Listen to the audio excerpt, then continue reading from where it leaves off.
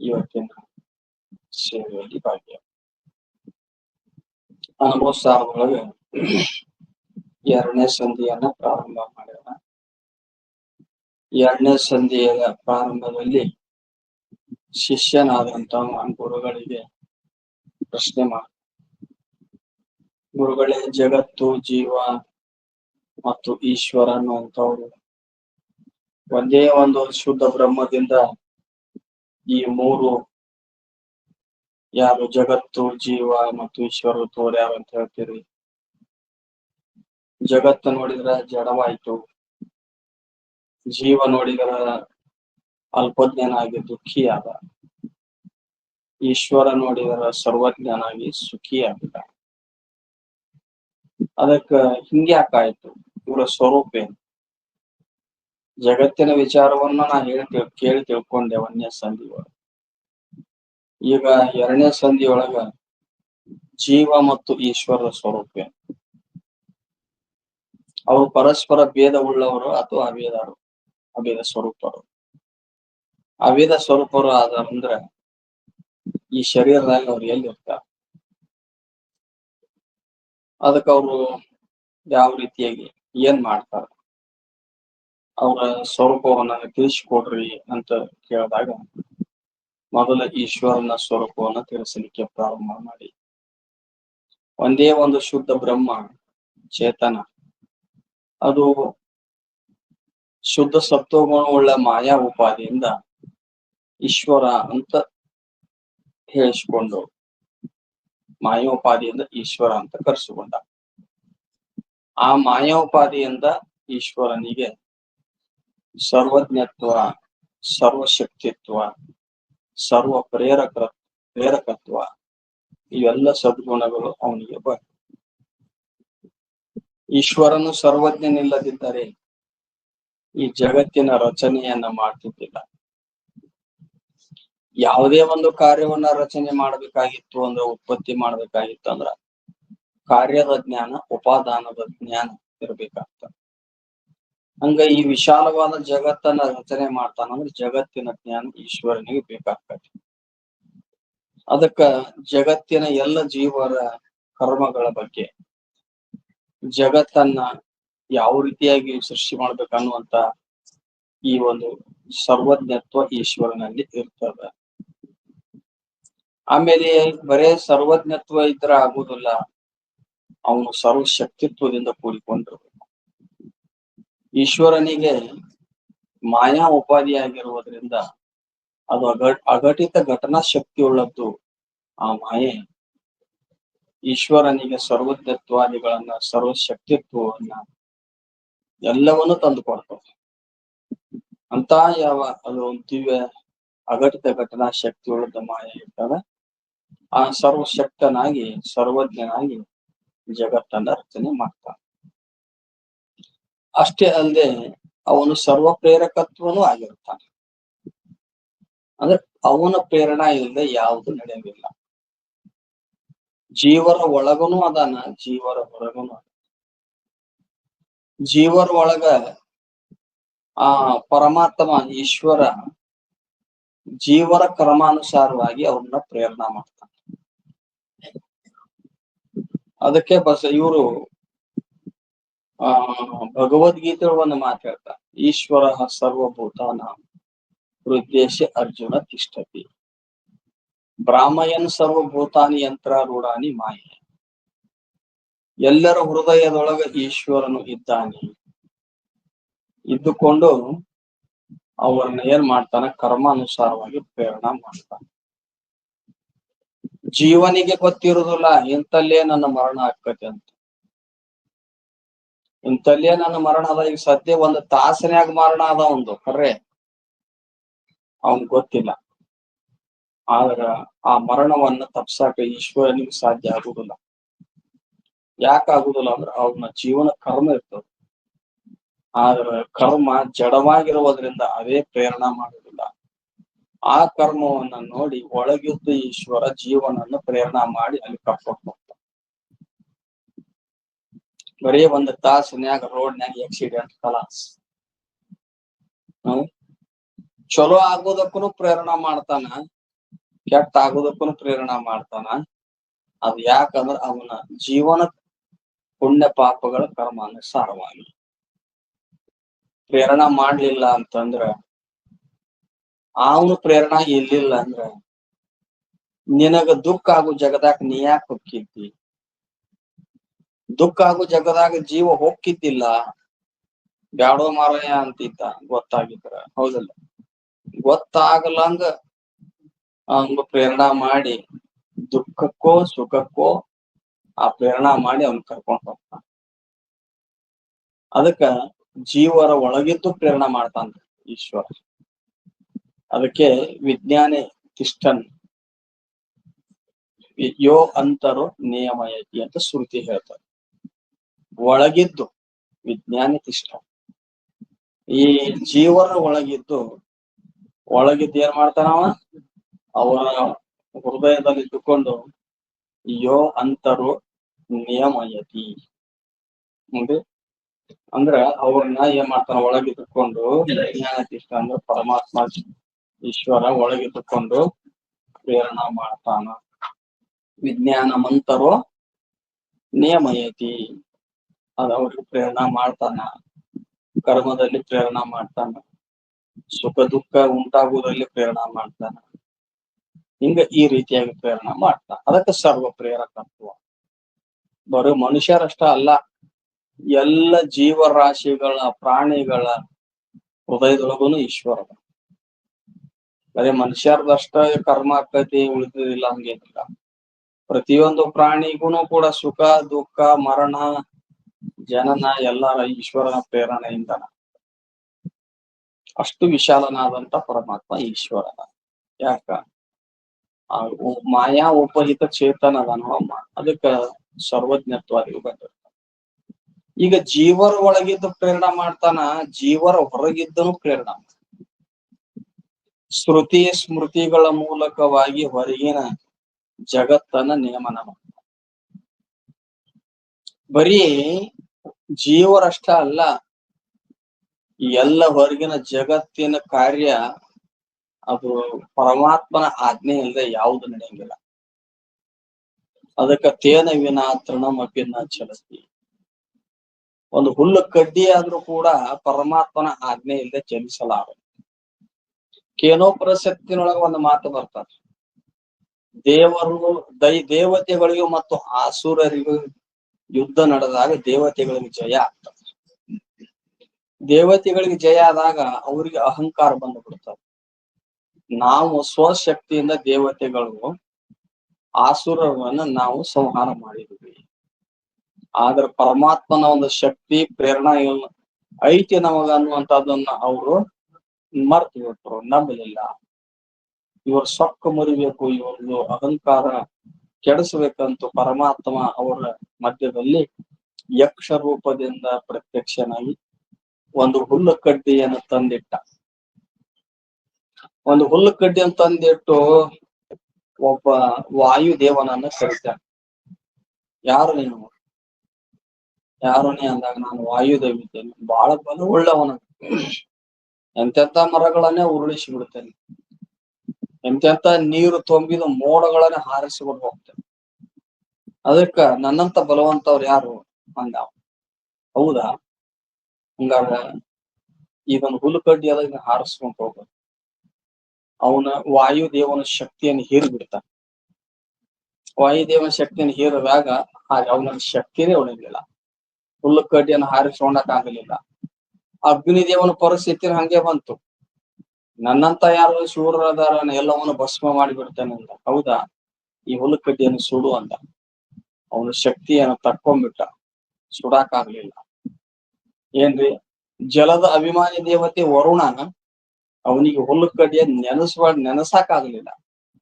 ಅವಾಗ ಇಂದ್ರನಿಗೆ ಪಾಳೆ ಬಂತು. ಇಂದ್ರ ಸ್ವಲ್ಪ ತಿಳುವಳಿಕೆಯಿಂದ ನೋಡಿದ, ನಮ್ಮ ಅಹಂಕಾರಕ್ಕೆ ಇವನೇ ಯಾರು ಪರಮಾತ್ಮನೇ ಬಂದಾನ ಅಂತಂದಾಗ ಹಿಂದಗಡೆ ತಪ್ಪಾಯ್ತು ನಮ್ದು, ನಿನ್ನ ಆಜ್ಞೆ ಇಲ್ಲದೆ ಯಾವುದೂ ನಡೆಯಂಗಿಲ್ಲ ಅಂತ ತೇನ ವಿನಾ ತೃಣಮಪಿನ ಚಲತಿ. ಸುರರ ಬಲುಹನ್ನು ಒಂದು ತೃಣದಿಂದ ಮುರಿದಾನೆ ಜಾಣರ ದೇವ. ನೋಡ್ರಿ, ಬಸವ ಇವರು ಶ್ರೀಮನ್ ನಿಜಗುಣ ಶಿವಗಿಗಳು ಸುರರ ಬಲವನ್ನು ಒಂದು ತೃಣದಿಂದ ಮುರಿದ. ಅಂದ್ರೆ ಹುಲ್ಲು ಕಡ್ಡಿ ಇಟ್ಟು ಅವ್ರ ಗರ್ವವನ್ನು ಭಂಗ ಮಾಡಿದ. ಅದಕ್ಕೆ ಹೇಳ್ತಾರೆ ಒಂದು ಉಪನಿಷತ್ನ್ಯಾಗ ಹೇಳ್ತಾರ, ಭಯಾತ್ ಅಸ್ಯ ಅಗ್ನಿಸ್ತಪತಿ, ಭಯಾತ್ ತಪತಿ ಸೂರ್ಯ, ಭಯಾತ್ ಇಂದ್ರಶ್ಚ ವಾಯುಶ್ಚ ಮೃತ್ಯುರ್ಧಾವತಿ ಪಂಚಮ.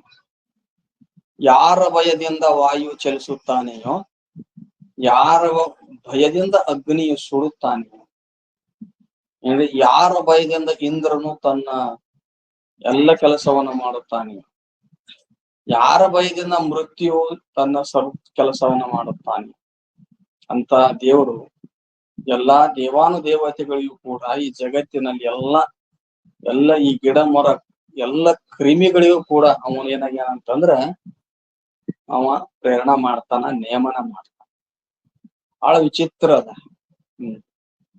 ಜಗತ್ತಿನ್ಯಾಗ ಇಷ್ಟು ವಿಶಾಲವಾದ ಜಗತ್ತಿನ್ಯಾಗ ಯಾವ ಟೈಮ್ದಾಗ ಏನ್ ನಡಿತೈತಿ ಜೀವನ ಏನು ಗೊತ್ತಾಗೋದಿಲ್ಲ. ಬರೀ ನಮ್ ಮನ್ಯಾಂದ ಇಲ್ಲಿ ಕುಂತ್ಕೊಂಡು ಹೇಳಕ್ ಆಗೋದಿಲ್ಲ ನಮ್ಗೆ ಏನ್ರಿ. ಅವ್ರಿಂದ ಫೋನ್ ಬಂದ್ರ ಸರಿಯಾಗಿ ವಿಷಯ ಗೊತ್ತಾಗೋದಿಲ್ಲ. ಮತಿಯ ಹಂಗಿಲ್ಲದನೆ ಎಲ್ಲವನ್ನ ಅರಿವಾತನೆ ಜಾಣರ ದೇವ. ಏಕಕಾಲಕ್ಕ ಇಷ್ಟೆಲ್ಲ ವಿಶಾಲವಾದ ಜಗತ್ತಿನ ಜೀವರಾಶಿಗಳನ್ನ ನಿಯಮನ ಮಾಡ್ಬೇಕಾಗಿ ಸಾಮಾನ್ಯ. ಎಷ್ಟು ಮಂದಿ ಸಾಯ್ತಾರೋ, ಎಷ್ಟು ಮಂದಿ ಹುಟ್ಟತಾರೋ, ಹೌದಲ್ಲ? ಎಷ್ಟು ಮಂದಿಗೆ ನೌಕರಿ ಹತ್ತೈತೋ, ಎಷ್ಟು ಮಂದಿಗೆ ದಿವಾರ ಆಗ್ತಾರೋ ಯಾರಿಗೂ ಗೊತ್ತಾಗಲ್ಲ. ಅದು ವಿಶಾಲವಾದ ಜಗತ್ತಿಗೆ ಪರಮಾತ್ಮ ಎಷ್ಟು ಸರ್ವಜ್ಞ ಇರ್ಬೇಕವ, ಈಶ್ವರ ಎಷ್ಟು ಒಂದು ಸರ್ವಜ್ಞತ್ವ ಇರಬೇಕು.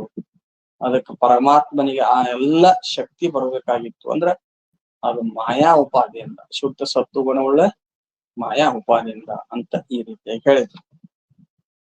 ಹಿಂಗೆಲ್ಲ ಆ ಪರಮಾತ್ಮ ಅವನ ಪ್ರೇರಣಾ ಇಲ್ಲದೆ ಯಾವುದು ನಡೆಯಂಗಿಲ್ಲ. ಈಗ ಒಂದು ಗಾಡಿ ಅದಪ್ಪ, ಅಥವಾ ಒಂದು ಮೋಟರ್ ಇದೆ. ಮೋಟರ್ ನಡಿಬೇಕಾಗಿತ್ತು ಅಂದ್ರೆ ಒಬ್ಬ ಡ್ರೈವರ್ ಬೇಕಲ್ಲ. ಡ್ರೈವರ್ ಇದ್ನಂದ್ರ ಮೋಟರ್ನ ಚಲಾಯಿಸ್ತಾನವ. ಒಬ್ಬ ಕುದುರೆಗಳು ಇದಾವ ಅಂದ್ರ, ಚೇತನ ರೂಪ ಕುದುರೆಗಳಿದ್ರ ತಾಂಗ ಹೇಳ್ಕೊಂಡ್ ಹೋಗ್ತಾವ. ಚೇತನ ರೂಪ ಡ್ರೈವರ್ ಇದ್ರ ಗಾಡಿ ಓಡಿಸ್ತಾನ. ಹಂಗ ಚೇತನ ರೂಪ ಸರ್ವಜ್ಞನಾದ ಈಶ್ವರ ಅದಾನ ಅಂತ ತಿಳ್ಕೊಂಡೆ ಈ ಜಗತ್ತಿನ ಎಲ್ಲ ವ್ಯವಹಾರಗಳು ಅಚ್ಚುಕಟ್ಟಾಗಿ ನಡೆದಾವ. ಯಾವ ಟೈಮಕ್ ಬ್ಯಾಸಿಗೆ ಬರಬೇಕು, ಯಾವ ಟೈಮಕ್ ಮಳಿಗೆ ಚಲೋ ಆಗ್ಬೇಕು, ಯಾವ ಟೈಮಕ್ ಚಳಿ ಚಲೋ ಆಗ್ಬೇಕು, ನೀ ಮಾಡಿ ಏನಾದ್ರು ಬರೋಬ್ಬರಿ ನಿನ್ ನೇಮಗಳೆಲ್ಲ ಹೆಚ್ಚು ಕಡಿಮೆ ಆಗ್ತಾವ. ಮರ್ತು ಬಿಟ್ಟೆ ಅಂತಾವ. ಬರೋಬ್ಬರಿ ಜೂನ್ 7ಕ್ಕಂತೂ 8ಕ್ಕಂತ ಬಂದ ಬಿಡ್ತೈತವ ಮಳೆಗಾಲ, ಹೌದಲ್ಲ? ಅದಕ್ಕ ಹಿಂಗ ಅವನ ಪ್ರೇರಣೆಯಿಂದನೇ ಎಲ್ಲ ನಡೀತ. ಆದ್ರೂ ಕೂಡ ಅವ ಯಾವ ಕಣ್ಣಿಗೆ ಕಾಣುದಿಲ್ಲ. ಅವ ಸಗುಣ ನಿರಾಕಾರ ಅದ. ಈಶ್ವರ ಹೆಂಗದನವ ಸಗುಣ ನಿರಾಕಾರ. ಪರಮಾತ್ಮನ ಪ್ರೇರಣೆಯಿಂದನ ನಡೀತದ. ಅವ ಸಗುಣ ನಿರಾಕಾರ. ಸ್ವಲ್ಪ ಶಂಕಾ ಮಾಡ್ತಾನ ಯಾರು ಶಿಷ್ಯ. ಡ್ರೈವರ್ ಅಥವಾ ಕುದುರೆಗಳು ನಮ್ ಕಣ್ಣಿಗೆ ತೋರ್ತಾವ. ಪರಮಾತ್ಮ ನಮ್ಮ ಕಣ್ಣಿಗೆ ತೋರುದಿಲ್ಲ. ಆದ್ರಿಂದ ಈಶನು ಪ್ರೇರಿಸುತ್ತಾನೆಂಬುದು ಕೇವಲ ನುಡಿ ಮಾತ್ರವಾಗಿದೆ.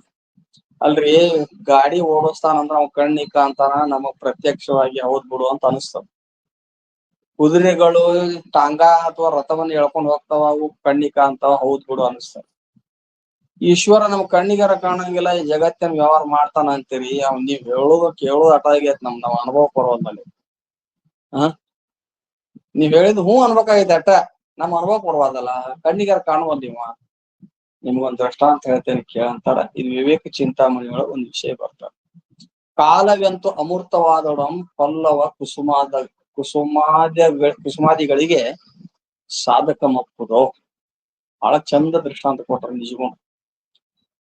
ಕಾಲವೆಂತೂ ಅಮೂರ್ತವಾದೊಡಂ. ಈಗ ಚೈತ್ರ ಮಾಸ ಬರ್ತದಪ್ಪ. ಚೈತ್ರ ಮಾಸ ಯಾವಾಗ ಬರ್ತದ? ಚೈತ್ರ ಮಾಸ ಉಗಾದಿ ಆದ್ಮೇಲೆ ಬರ್ತದೆ. ನಿಮ್ಗೇನು ಕ್ಯಾಲೆಂಡರ್ ನೋಡ್ತಾರೆ ಇಲ್ಲ? ಉಗಾದಿ ಆದ್ಮೇಲೆ ಚೈತ್ರ ಮಾಸ ಬರ್ತದ. ಆ ಚೈತ್ರ ಮಾಸ ನಿಮ್ ಕಣ್ಣಿಗೆ ಕಂಡೈತೇನು? ಕಣ್ಣಿಗೆ ಕಂಡೈತೆ ಆ ಕಾಲ. ಚೈತ್ರ ವೈಶಾಖ ಕಾಲ ಬಂದವಲ್ಲ, ಚೈತ್ರ ಮಾಸದ ಕಾಲ ನಿಮ್ ಕಣ್ಣಿಗಾರ ಕಂಡಿಲ್ಲ. ಆದರ ಚೈತ್ರ ಮಾಸದೊಳಗನ ಎಲ್ಲಾ ಗಿಡ ಮರಗಳು ಚಿಗುರ್ತಾವ, ಹೂ ಬಿಡ್ತಾವ. ಚಿಗುರ್ತಾವ ನೋಡ್ರಿ, ಎಲ್ಲಾ ಚೈತ್ರ ಮಾಸದಾಗ ಎಲ್ಲಾ ಗಿಡಗಳು ಚಿಗುರ್ತಾವ, ಹಳೆ ಎಲಿ ಬಿಡ್ತಾವ, ಹೊಸ ಎಲಿ. ಕೆಲವೊಂದು ಹೂ ಬಿಡುವು ಚೈತ್ರ ಮಾಸದಾಗ ಬಿಡ್ತಾವ, ಹೌದಲ್ಲ. ಕೆಲವು ಚೈತ್ರ ಮಾಸದಾಗ ಹಣ್ಣು ಬರ್ತಾವ. ಮಾವಿನ ಹಣ್ಣು ಚೈತ್ರ ಮಾಸ ವೈಶಾಖ ಮಾಸದಾಗ ಬರ್ತಾವ. ಈ ಹುಣಸಿ ಹೂ ಬಿಡ್ತಾವ ನೋಡ್ರಿ, ಚೈತ್ರ ಮಾಸದಾಗ ಬಿಡ್ತೈತಿ. ಅದಕ್ಕ ಈ ಕೆಲವೊಂದು ಚೈತ್ರ ಮಾಸದಾಗ ಎಲ್ಲ ವನಾನ ಏನಾಗ್ತತೆ, ಚಿಗುರ್ತದ. ವನ ಅಂದ್ರೆ ಗಿಡಗಳ ಸಮೂಹ ಚಿಗುರ್ತದ. ಆ ಗಿಡಗಳು ಚಿಗುರುವಿಕೆ ನೋಡಿ ಇದು ಚೈತ್ರ ಮಾಸ ಅದ, ಈ ಮಾಸದೊಳಗನೆ ಚಿಗುರ್ತದ, ಅದಕ್ಕೆ ಚೈತ್ರ ಮಾಸ ಅಂತ ಹೆಂಗ್ ತಿಳ್ಕೊಂತೇವೆ. ಕಾರ್ಯಾನುಮೇಯವಾಗಿ ಕಾರ್ಯದ ಉತ್ಪತ್ತಿ ನೋಡಿ ಅನುಮಾನ ಮಾಡಿ ತಿಳ್ಕೊಂತೇವೆ, ಇದು ಚೈತ್ರ ಮಾಸ. ಚೈತ್ರ ಮಾಸ ಕಣ್ಣಿಗೆರ ಕಾಣಂಗಿಲ್ಲ, ಅದು ಗಿಡಗಳನ್ನು ಚಿಗುರಿಸ್ತದ, ಹೂ ಬಿಡಾಕಷ್ಟ.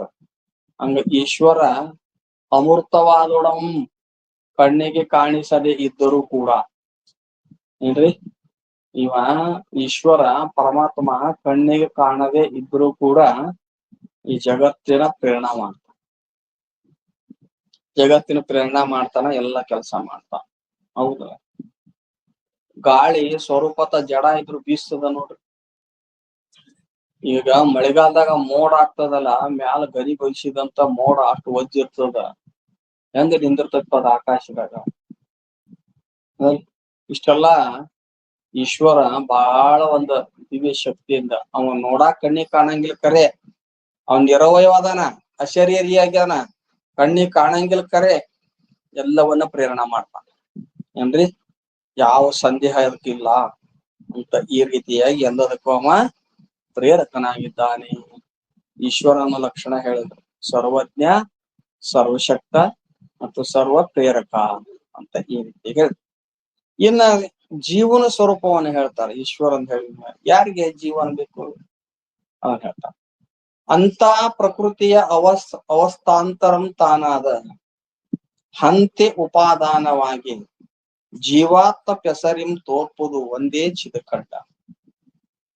ಒಂದೇ ಒಂದು ಶುದ್ಧ ಬ್ರಹ್ಮ, ಅದು ಉಪಾಧಿ ವಶದಿಂದ ಜೀವ ಮತ್ತು ಈಶ್ವರ ಆಗಿದೆ. ಈಗ ಈಶ್ವರನ ಸ್ವರೂಪ ಹೇಳಿದ್ರು, ಮಾಯಾ ಉಪಾಧಿಯಿಂದ, ಶುದ್ಧ ಸತ್ವಗುಣವುಳ್ಳ ಮಾಯಾ ಉಪಾಧಿಯಿಂದ ಈಶ್ವರನ. ಅದೇ ಶುದ್ಧ ಚೈತನ್ಯವೇ ಅದು ಅಹಂಕಾರದ ಉಪಾಧಿಯಿಂದ ಜೀವ ಅನಿಸುವಂತು ಅಂತ ಹೇಳ್ತಾರೆ. ಅಂದ್ರೆ ಆ ಅಹಂಕಾರ ಹೆಂಗ್ ಉತ್ಪತ್ತಿ ಆಯ್ತು? ಅಂತ ಪ್ರಕೃತಿಯ ಅವಸ್ಥಾಂತರಂ ತಾನಾದ ಅಂತೆ ಉಪಾದಾನವಾಗಿ. ಈಗ ಹೆಂಗ್ ಉತ್ಪತ್ತಿ ಆಯ್ತು ಅಹಂಕಾರ ಅಂದ್ರ, ಒಂದು ಈಶ್ವರನ ಒಂದು ಶುದ್ಧ ಚೇತನ ಸನ್ನಿಧಾನದಲ್ಲಿ ಒಂದು ಮಾಯಾ ಅನ್ನುವಂಥದ್ದು ಆಶ್ರಿತವಾಗಿರುತ್ತೆ. ಯಾವಾಗ ಒಂದು ಪರಮಾತ್ಮನಲ್ಲಿ ಬಹು ಸೃಷ್ಟಿಗಳಾಗಬೇಕು, ಜಗತ್ ಸೃಷ್ಟಿ ಮಾಡ್ಬೇಕು ಅಂತ ಸಂಕಲ್ಪ ಆಯ್ತಂದ್ರ ಆ ಮಾಯೆಯಲ್ಲಿ ಕ್ಷೋಭ ಉಂಟಾಗ್ತದೆ, ಕಾರ್ಯಾನ್ಮುಖ ಆಗ್ತದೆ. ಅವಾಗ ಆ ಎಲ್ಲ ಈ ಜೀವರಾಶಿಗಳ ಕರ್ಮದ ಸಂಸ್ಕಾರವನ್ನ ತನ್ನಲ್ಲಿ ಅಡಗಿಸಿಕೊಂಡು ಪ್ರಳಯ ಕಾಲದಲ್ಲಿ ಸುಪ್ತವಾಗಿದ್ದ ಮಾಯಾ ಅದು ಕಾರ್ಯೋನ್ಮುಖ ಆಗಲಿಕ್ಕೆ ಪ್ರಾರಂಭ ಮಾಡತ್ತಂದ್ರ ಅದಕ್ಕೆ ಪ್ರಕೃತಿ ಅಂತ ಕರೆಸುವಂತ. ಆ ಪ್ರಕೃತಿ ಪರಿಣಾಮ ಹೊಂದಕೊಂತ ಹೋಗ್ತದೆ ಈಶ್ವರನ ಪ್ರೇರಣೆಯಿಂದ. ಅದು ಪರಿಣಾಮ ಹೊಂದಾಗ ಮೊದಲ ಅವಸ್ಥೆ ಯಾವುದು ಅಂದ್ರೆ ಮಹತತ್ವ. ಪ್ರಕೃತಿ ಕಾರ್ಯೋನ್ಮುಖ ಅಥವಾ ಮೊದಲನೇ ಅವಸ್ಥೆ ಯಾವುದು? ಮಹತತ್ವ. ಮಹತತ್ವ ಅಂದ್ರೆ ಎದಕ್ ಮಹತತ್ವ ಅಂತಾರ ಮಾಸ್ತರ? ಮಹತತ್ವ ಅಂದ್ರ ಅದು ಈ ಕಡೆ ಕಾರ್ಯದ ಅವಸ್ಥೆನೂ ಅಲ್ಲ, ಈ ಕಡೆ ಕಾರಣದ ಅವಸ್ಥೆ. ಉಬ್ಬಿದ ಬೀಜದಂತೆ. ಉಬ್ಬಿದ ಬೀಜ, ಈಗ ಭೂಮಿಗೆ ಬೀಜ ಹಾಕ್ಯವ ಅಂದ್ರ ಇನ್ನು ಮೊಳಕೆ ಹೊಡೆದಿಲ್ಲ, ತಂಪು ತಗಲ್ದಾಗ ಅದು ಉಬ್ಬುತ್ತದೆ. ಅಥವಾ ಇದು ಮೊದಲ ಬೀಜ ಭೂಮಿಗೆ ಹಾಕೋಕ್ಕಿಂತ ಪೂರ್ವದಲ್ಲಿ ಬೀಜ ಗಟ್ಟಿಯಾಗಿರ್ತದೆ. ಅದು ಭೂಮಿಗೆ ಹಾಕಿದ್ವಿ ಅಂದ್ರ ಮೊಳಕೆ ಹೊಡಿದಿರೋದಲ್ಲ, ಉಬ್ಬಿರ್ತಾವ. ಮಧ್ಯಾವಸ್ಥೆ ಅಂತಾರ ಅದಕ್ಕೆ ಮಧ್ಯಾವಸ್ಥೆ ಅಂತ. ಅದಕ್ಕ ಆ ಮಧ್ಯಾವಸ್ಥೆಗೆ ಮಹತತ್ವ ಅಂತ ಹೇಳ್ತಾರೆ. ಅದೇ ಮುಂದೆ ಏನಾಗ್ತದ ಪರಿಣಾಮ ಅಂದ್ಕೊಂತ ಹೋಗ್ತ ಮೂಲ ಅಹಂಕಾರ. ಮೂಲ ಅಹಂಕಾರದಿಂದ ಏನಾಗ್ತದೆ ತನ್ಮಾತ್ರೆಗಳು ಉತ್ಪತ್ತಿ. ಅದು ಮೂರು ಅಹಂಕಾರಗಳು ಅಂತ ಹೇಳ್ತಾರೆ. ಮತ್ತ ವೈಕಾರಿಕ, ತೈಜಸ, ಭೂತಾದಿ ಅಹಂಕಾರ. ವೈಕಾರಿಕ ಅಹಂಕಾರ ಅದರಿಂದ ಪಂಚ ಜ್ಞಾನೇಂದ್ರಿಯಗಳು, ತೈಜಸ ಅಹಂಕಾರದಿಂದ ಪಂಚ ಕರ್ಮೇಂದ್ರಿಯಗಳು, ಪಂಚ ಪ್ರಾಣಗಳು, ಭೂತಾದಿ ಅಹಂಕಾರದಿಂದ ಪಂಚ ತನ್ಮಾತ್ರೆಗಳು. ಈ ರೀತಿಯಾಗಿ ಈ ತನ್ಮಾತ್ರೆಗಳು ಉತ್ಪತ್ತಿ ಆದವು. ತನ್ಮಾತ್ರೆಗಳಿಂದ ಪಂಚಮಹಾಭೂತಗಳು ಉತ್ಪತ್ತಿ ಆಗ್ತವೆ. ಆ ಪಂಚಮಹಾಭೂತಗಳ ಪಂಚೀಕರಣದಿಂದ ಸ್ಥೂಲ ಶರೀರ ಆಗ್ತದೆ. ಅಪಂಚೀಕೃತ ಪಂಚಮಹಾಭೂತಗಳ ಒಂದು ಸಮ್ಮಿಲನದಿಂದ 17 ತತ್ವಾತ್ಮಕ ಒಂದು ಸೂಕ್ಷ್ಮ ಶರೀರ ಉತ್ಪತ್ತಿ ಆಗ್ತದೆ. ಆ 17 ತತ್ವಗಳಲ್ಲಿ ಒಂದು ಏನದ ಅಂತಂದ್ರ ಅಹಂಕಾರ. ಅಥವಾ ಆಕಾಶದ ಪಂಚೀಕರಣದೊಳಗ ಜ್ಞಾತ್ರೋ ಮನಬುದ್ಧಿ ಚಿತ್ತ ಅಹಂಕಾರ ಅಂತ ಆಕಾಶದ ಪಂಚೀಕರಣ ಹೇಳುವಾಗ ಹೇಳ್ತೀವಲ್ಲ, ಅದರೊಳಗ ಅಹಂಕಾರ ಅಂತ ಒಂದು ಬರ್ತದೆ. ಚಿತ್ತಿನ ಅಹಂಕಾರ ಅಂದ್ರೆ ಅಂತಃಕರಣದ ಒಂದು ವೃತ್ತಿ. ಅದು ಅಭಿಮಾನಾತ್ಮಕ ವೃತ್ತಿ ಅಹಂಕಾರ, ಅಂತಃಕರಣದ ವೃತ್ತಿ. ಅಂತ ಅಹಂಕಾರ ಏನೈತಲ್ಲ ಅಂತಃಕರಣದೊಳಗ, ಆ ಅಹಂಕಾರದ ಉಪಾಧಿಯಿಂದ ಒಂದೇ ಒಂದು ಚಿದ್ರೂಪ, ಚಿದಖಂಡ. ಚಿದಖಂಡ ಅಂದ್ರ ಅದು ಸ್ವಗತಾದಿ ಭೇದವಿಲ್ಲದ ಶುದ್ಧ ಬ್ರಹ್ಮವೇ. ಅದು ಶುದ್ಧ ಬ್ರಹ್ಮವೇ ಆ ಅಹಂಕಾರದ ಉಪಾಧಿಯಿಂದ ಜೀವ ಅನ್ಸ್ಕೊಂತ. ಅಹಂಕಾರದ ಉಪಾಧಿಯಿಂದ ಏನಾಯ್ತು ಜೀವ ಅನ್ಸ್ಕೊಂತ. ಅದಕ್ಕ ಅದೇ ಮಾಯಾ ಉಪಾಧಿಯಿಂದ ಈಶ್ವರ ಅನ್ಸ್ಕೊಂತ. ಅದೇ ಈ ಅಹಂಕಾರದ ಉಪಾಧಿಯಿಂದ ಏನ್ ಅನ್ಸ್ಕೊಂತದ್ದು ಜೀವ ಅನ್ಸ್ಕೊಂತ. ಆ ಅಹಂಕಾರದ ಉಪಾಧಿಯಿಂದ ಹುಡ್ಕೊಂಡಂತ ಜೀವ ಏನ್ ಮುಂದೆ ಅಹಂಕಾರ ಧರ್ಮಗಳಲ್ಲಿನೂ ಕೂಡ ತಾದಾತ್ಮ್ಯವಾಗಿ ಉತ್ಪತ್ತಿ ಆಗ್ತದೆ. ಅದಕ್ಕ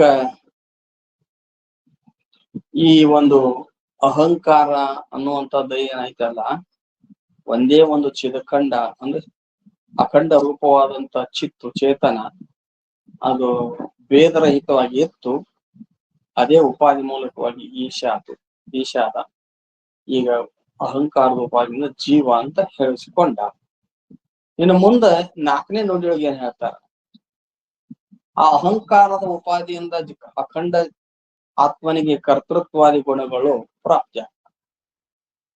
ಅಂದ್ರೆ ಅಹಂಕಾರದ ಉಪಾಧಿಯಿಂದ ಜೀವ ಅನ್ಸ್ಕೊಂತಾನ, ಆ ಕರ್ತೃತ್ವಾದಿ ಏನು ಭಾವಗಳು, ಏನು ಗುಣಗಳು, ಅವು ಜೀವನಿಗೆ ತಾದಾತ್ಮ ರೂಪದಿಂದ ಪ್ರಾಪ್ತಿ ಆಗ್ತಾವ. ಅದನ್ನ ಹೇಳ್ತಾನೆ.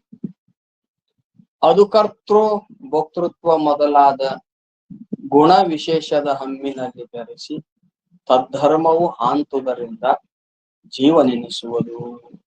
ಅದು ಅಂದ್ರೆ ದೇಶಕಾಲ ವಸ್ತು ಪರಿಚ್ಛೇದ ರಹಿತವಾದ ಶುದ್ಧ ಚೇತನ.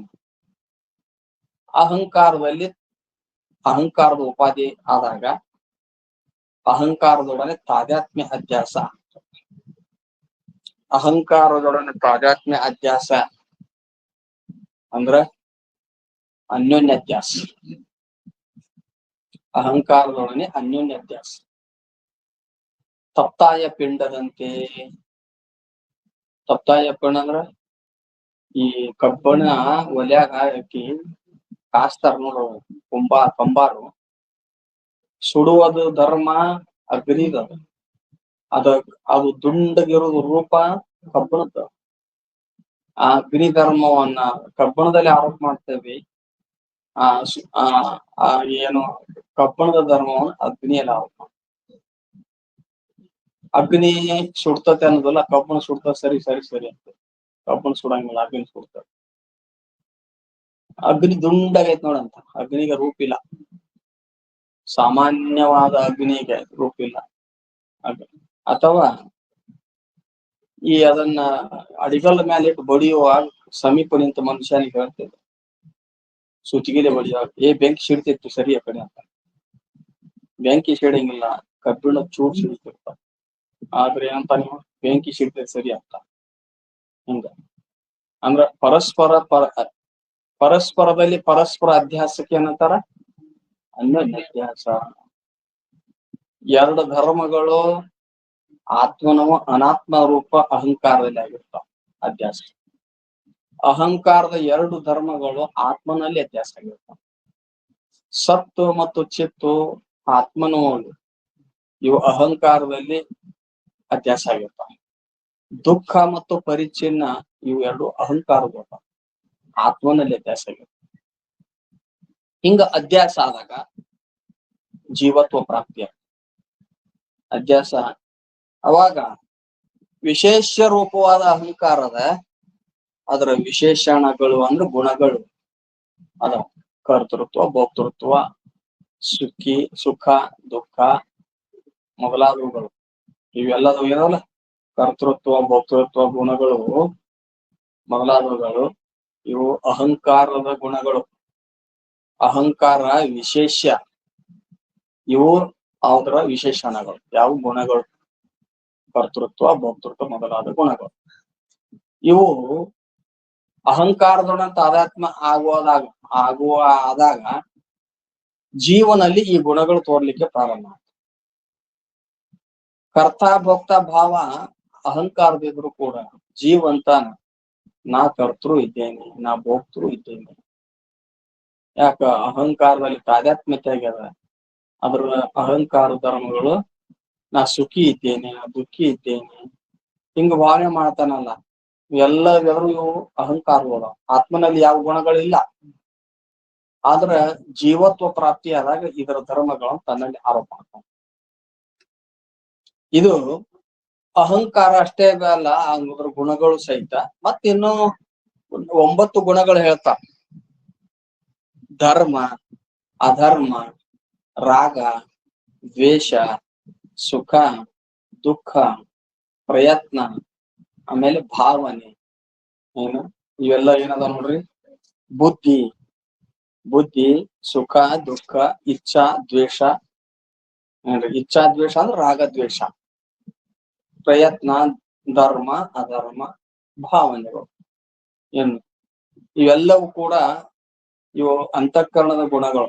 ನವಗುಣ ಅಂತಾರ. 9 ಗುಣಗಳು. ಇವೆಲ್ಲವೂ ಜೀವನಲ್ಲಿ ತೋರಾಕ್ರೆ ಏನಂತ ಪ್ರಾರಂಭ.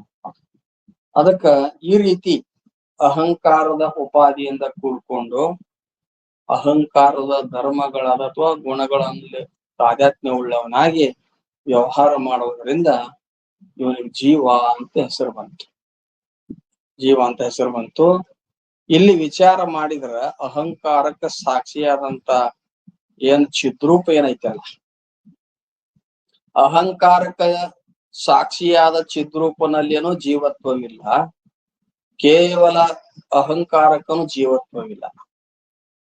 ಎರಡೂ ಕೂಡಿ ಏನು ತಾದಾತ್ಮ್ಯ ಸಂಬಂಧ ಅಥವಾ ಅನ್ಯೋನ್ಯ ಅಧ್ಯಾಸ ಆದಾಗ ಮಾತ್ರ ಜೀವತ್ವ ಪ್ರಾಪ್ತಿಯ. ಶುದ್ಧ ಚೈತನ್ಯಕ್ಕೆ ಜೀವತ್ವ ಹೇಳಕ್ ಬರಂಗಿಲ್ಲ. ಅಹಂಕಾರ ಸ್ವರೂಪತ ಜಡ ಅದ, ಅಲ್ಲಿನೂ ಜೀವತ್ವ ಹೇಳಕ್ ಬರಂಗಿಲ್ಲ. ಅಂದ್ರ ಅಹಂಕಾರ ಅದರ ಸನ್ನಿಧಾನದಲ್ಲಿರುವ ಆ ಚೇತನ, ಅದರ ಸನ್ನಿಧಾನದಲ್ಲಿರುವ ಅಹಂಕಾರ ಎರಡಲ್ಲಿ ಅನ್ಯೋನ್ಯ ಅಧ್ಯಾಸ ಆಯ್ತು ಅಂದ್ರೆ ಅದಕ್ಕೆ ಜೀವತ್ವ ಅಂತ ಕರೀತಾರ. ಯಾವಾಗ ಸ್ವರೂಪದ ಜ್ಞಾನ ಆಗ್ತದೋ, ಗುರು ಶಾಸ್ತ್ರಗಳಿಗೆ ಶರಣ ಹೊಂದಿ ಸದ್ಗುಣವಂತನಾಗಿ ವಿವೇಕ ವೈರಾಗ್ಯಾದಿಗಳಿಂದ ಕೂಡ್ಕೊಂಡು ಶಾಸ್ತ್ರ ಚಿಂತನೆ ಮಾಡಕತ್ತ ಜ್ಞಾನ ಆಯ್ತು ಅಂದ್ರ ಅವಾಗ ಅಂತಃಕರಣಕ್ಕೂ ಮತ್ತು ಆತ್ಮನಿಗೂ ಇರುವ ಅನ್ಯೋನ್ಯ ಅಧ್ಯಾಸ ರೂಪ ಹೃದಯ ಗ್ರಂಥಿ ಛೇದನ. ಅಂದ್ರ ಅವ್ ಎರಡು ಏನ್ ತಾದಾತ್ಮ್ಯತೆ ಆಗಿದ್ವಲ್ಲ, ಆ ಭಾವನೆಯೊಳಗ ಆಗಿತ್ತಲ್ಲ, ಅದ ಅಹಂಕಾರ ಧರ್ಮನ ಬೇರೆ, ಆತ್ಮನ ಧರ್ಮನ ಬೇರೆ. ಇವ ಅಹಂಕಾರ ಆತ್ಮ ಅಲ್ಲ, ಆತ್ಮ ಅಹಂಕಾರ ಅಲ್ಲ ಅಂತ ಹೇಳಿ ಯಾವ ಏನು ಅಹಂಕಾರ ಮತ್ತು ಆತ್ಮದ ಅನ್ಯೋನ್ಯ ಅಧ್ಯಾಸ ರೂಪ ಹೃದಯ ಗ್ರಂಥಿ ಛೇದನ ಆಯ್ತು ಅಂದ್ರೆ ಅವದಕ್ಕೆ ಜೀವನ್ ಮುಕ್ತಿ ಅಂತ. ಜೀವತಃ ಪುರುಷಸ್ಯ ಕರ್ತೃತ್ವ ಭೋಕ್ತೃತ್ವ ಅಹಂಕಾರ ಧರ್ಮ ಅಹಂಕಾರ ಕರ್ತೃತ್ವ ಭೋಕ್ತೃತ್ವ ಅಹಂಕಾರ ಧರ್ಮ ಅಹಂಕಾರ ಚಿತ್ತ ಧರ್ಮ. ಚಿತ್ತ ಅಂದ್ರೆ ಅಂತಃಕರಣ. ಕ್ಲೇಶ ರೂಪತ್ವಾತ್ ಬಂಧೋ ಭವತಿ ತತ್ ನಿವಾರಣಂ ಜೀವನ್ಮುಕ್ತಿ. ಜೀವತಃ ಪುರುಷಸ್ಯ ಕರ್ತೃತ್ವ ಭೋಕ್ತೃತ್ವ ಏನ್ ಅಹಂಕಾರ ಚಿತ್ತ ಧರ್ಮ. ಜೀವಂತವಿದ್ದ ಮನುಷ್ಯನಿಗೆ ಕರ್ತೃತ್ವ ಭೋಕ್ತೃತ್ವ ಈ ಭಾವನೆಗಳು ಇವೆಲ್ಲ ಅಂತಃಕರಣ ಧರ್ಮಗಳು. ಅದು ಏನಾಗ್ತದ, ಅನ್ಯೋನ್ಯ ಅಧ್ಯಾಸ ಮೂಲಕವಾಗಿ ಅದು ಆತ್ಮನಲ್ಲಿ ತೋರ್ತದೆ, ಭ್ರಾಂತಿ ಮೂಲಕವಾಗಿ ಆತ್ಮನಲ್ಲಿ ತೋರ್ತದ. ಕ್ಲೇಶ ರೂಪತ್ವಾತ್ ಬಂಧೋ ಭವತಿ. ಕ್ಲೇಶ ರೂಪ ಅಂದ್ರ ಆ ತಾದಾತ್ಮ್ಯತೆ ಆದಾಗ ಜೀವನಿಗೆ ಏನಂದ್ರೆ ಶುದ್ಧ ಚೈತನ್ಯಕ್ಕ ಆರೋಪ ಆಗ್ತದೆ. ಏನಂತ, ಶುದ್ಧ ಚೇತನದಲ್ಲಿ ಕರ್ತೃತ್ವನೂ ಇಲ್ಲ, ಭೋಕ್ತೃತ್ವನೂ ಇಲ್ಲ, ಯಾವ ಗುಣ ಇಲ್ಲ. ಆದ್ರೂ ಕೂಡ ಅಂತಃಕರಣದ ಅಥವಾ ಅಹಂಕಾರ ಧರ್ಮಗಳಲ್ಲಿ ತೋರಾಕ ಚಲೋ ಮಾಡ್ತಾವ. ಆ ಕರ್ತೃತ್ವಾದಿ ಭಾವನೆಗಳಿಂದ ಪುಣ್ಯ ಪಾಪ ಕರ್ಮಗಳು ಘಟಿಸ್ತಾವ. ಪುಣ್ಯ ಪಾಪ ಕರ್ಮಗಳಿಂದ ಮುಂದೆ ಜನ್ಮಾದಿಗಳು ಪ್ರಾಪ್ತಿ ಆಗ್ತವೆ. ಅದಕ್ಕೆ ಅದು ಕ್ಲೇಶ ಅಂತ ಕರೀತಾರೆ. ಕ್ಲೇಶ ಅಂತ ಕರೀತಾರೆ. ಮತ್ತೆ ಈ ಕ್ಲೇಶ ರೂಪ ಬಂಧ ಎದರದ ನಿವಾರಣೆ ಆಗ್ತದ? ಬ್ರಹ್ಮಜ್ಞಾನದ ನಿವಾರಣೆ. ಕ್ಲೇಶ ರೂಪತ್ವಾತ್ ಬಂಧೋ ಭವತಿ ತಸ್ಯ ನಿವಾರಣಂ ಅಂದ್ರೆ ಆ ಬಂಧವನ್ನ ನಿವಾರಣೆ ಮಾಡಲು, ಬ್ರಹ್ಮಜ್ಞಾನದ ಆ ಬಂಧವನ್ನ ಅನ್ಯೋನ್ಯ ಅಧ್ಯಾಸವನ್ನು ನಿವಾರಣೆ ಮಾಡಲು ಏನ್ರಿ ಜೀವನ್ ಮುಕ್ತಿ ಅಂತ ಕರೀತಾರ. ಅದಕ್ಕೆ ಅಂತ ಜೀವನ್ ಮುಕ್ತಿ ಅಂತ ಕರೀತಾರೆ. ಅದಕ್ಕ ಅಹಂಕಾರ ವಿಶೇಷದ, ಕರ್ತೃತ್ವಾದಿಗಳು ಏನದ ಒಂದು ವಿಶೇಷಣ ಅಂತ ಹೇಳಿಸ್ಕೊಂತಾವ. ಆ ಕರ್ತೃತ್ವ ಭೋಕ್ತೃತ್ವಾದಿ ಅಹಂಕಾರ ಧರ್ಮಗಳೇ ಹೊರತು ಆತ್ಮನ ಧರ್ಮಗಳು ಅಲ್ಲ. ಕರ್ತೃತ್ವ ಭೋಕ್ತೃತ್ವಗಳು ಅಹಂಕಾರ ಧರ್ಮ, ಅದು ಆತ್ಮನ ಧರ್ಮ ಅಲ್ಲ ಅಂತ ಹೇಳ್ತಾರ. ಅದ್ರ ಮ್ಯಾಲ ಮತ್ ಶಂಕ ಮಾಡ್ತಾರ. ಅಹಂಕಾರ ಧರ್ಮ ಯಾಕಂತೀರಿ ನೀವು, ಆತ್ಮನ ಧರ್ಮ ಅಂತ ಹೇಳ್ರಲ್ಲ ಅಂದ್ರ ಮತ್ತ ಮುಂದೆ ಅದಕ್ಕೆ ಉತ್ತರ ಹೇಳ್ತಾರ. ಆ ವಿಷಯವನ್ನ ನಾಳೆ ಇವತ್ತಿನ ವಿಷಯವನ್ನು ಕೊಡ್ತಾರೆ.